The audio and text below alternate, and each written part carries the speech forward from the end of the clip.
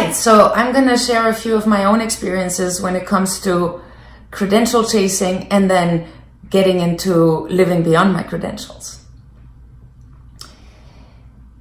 I was a natural born credential chaser. I am such an obliger, and getting all these credentials already in school was pretty much, sorry Dad, the only way I got your attention. And then I kept going, and I enjoyed, for the most part, I enjoyed all the achievements I was getting until I didn't anymore. I was really chasing these credentials because I thought that was expected of me. There was very little self-motivation left in the end to really self-express and do things my own way. Especially in research and economics, I felt very unfree at the end. But I thought I had to get this paper on and that paper on, and I was in comparison mode. It was just awful.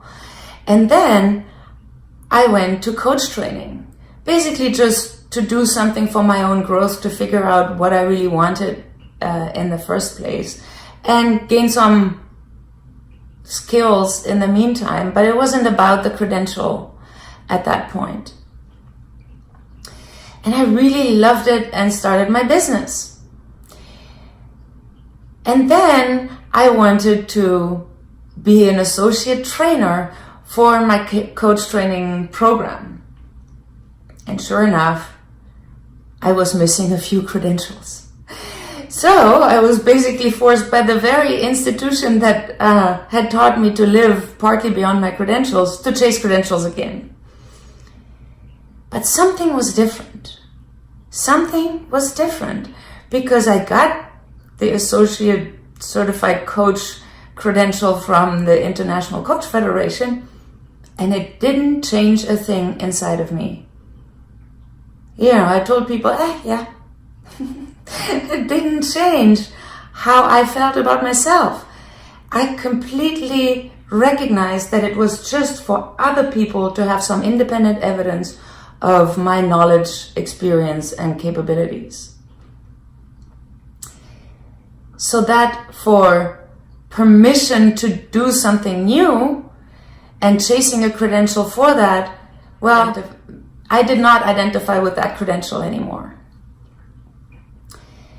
Now, finding the fine line between self-expression, where you curiously look at the impact you might have, versus seeking validation in a needy kind of way, that fine line has been very fine for me. It's been really hard to find. So when I was 18, I dabbled in theater a bit. And what was fun was that I was just doing it for myself. Like, literally, I couldn't have cared less whether the audience liked it or not. I was just doing it for me. And guess what? The audience really liked it. But then, even recently, oh my God, I had my head set on certain outcomes so narrowly and so needily that I basically lost all connection with my audience. And maybe more importantly, with myself. So, finding that place where you throw something out there and you do not care what people say, even though you can be happy when it's well received, you do not identify with that validation. You're just self-expressing, putting your stuff out there, you like it, and maybe someone else does. That's it. And that place of curiosity is exquisite. In that place where you self-express and then curiously stay engaged without getting attached, that can be exquisite vulnerability.